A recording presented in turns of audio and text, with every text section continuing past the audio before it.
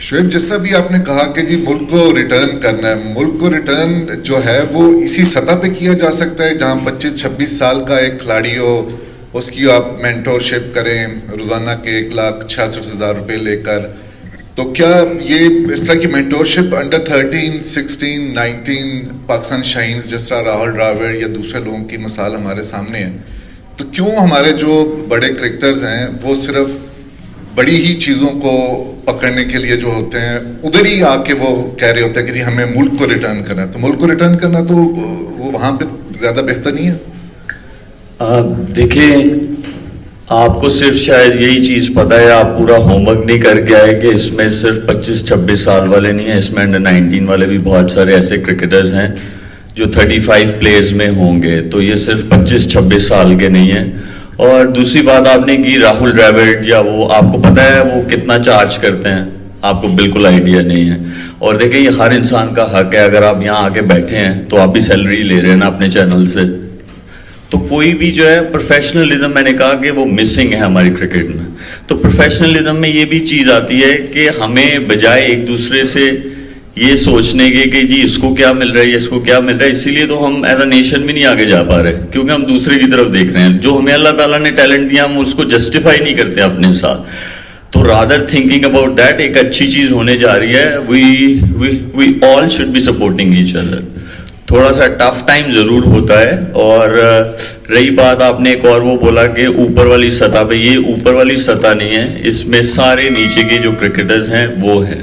آئندہ سال یعنی 2025 میں چیمپئنز ٹرافی پاکستان میں منعقد ہونا ہے. تو یہ جو چیمپئنز کپ ہو رہا ہے ون ڈے کا بظاہر ہے، تو اس میں کتنا کو معاون ثابت ہوگا، کوئی نیا ٹیلنٹ سامنے آئے گا، کتنا کو بینیفٹ ہوئے گا اس کا؟ دیکھیں، بینیفٹ ضرور ہوگا، لیکن جو اس ٹورنامنٹ کا مین انعقاد کرنے کا جو مقصد ہے وہ یہ ہے کہ جو بیچ میں گیپ ہے ہماری ڈومیسٹک کرکٹ کا اور انٹرنیشنل کرکٹ کا، اس کو کسی طرح کم کیا جائے، تاکہ جب ہمارا ڈومیسٹک کا یا جو ہماری نئی پروڈکٹ کھیلتی ہے نیشنل ٹیم میں تو وہ آلریڈی اس میں بہت زیادہ فرق نہیں نظر آنا چاہیے. اگر ہم دنیا کی کرکٹ کی بات کریں، جب ان کا ڈومیسٹک کا کوئی پلیئر آتا ہے تو وہ اتنا فرق نہیں نظر آتا، اور وہ پرانے پلیئرز میں جب نیشنل ٹیم میں کھیلتا ہے تو وہ بھی اتنا فرق نہیں نظر آتا. لیکن ہمارے یہاں پہ تھوڑا سا ہے. تو وہ جو ایک خلا ہے اس کو کم کرنے کے لیے جو چیمپئن ٹورنامنٹس ہیں ان کا جو ہے انعقاد ہونے جا رہا ہے. اب میرا مقصد تھا اس رول کو ایکسیپٹ کرنا، کیونکہ مجھے یہ لگتا ہے کہ جو ہماری کرکٹ ہے اس میں 3-4 جو ہیں وہ بہت امپورٹنٹ چیزیں ہیں جس کی وجہ سے ہمیں کنسسٹنسی جو ہے وہ نہیں آ رہی. ایک فزیکل فٹنس، اور دوسرا یہ کہ گیم اویئرنیس. جب آپ ڈفرینٹ سچویشن میں ہماری جو نئی پروڈکٹ آ کے کھیلتی ہے نیشنل ٹیم میں، مجھے لگتا ہے کہ وہاں امپروومنٹ کی ضرورت ہے.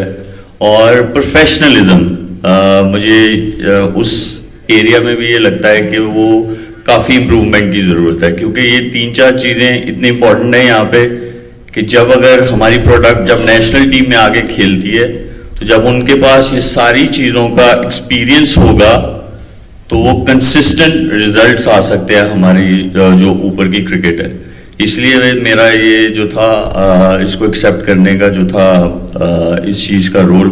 اور دوسرا، I am very excited and looking forward to do and return سم تھنگ بیک ٹو دا کنٹری.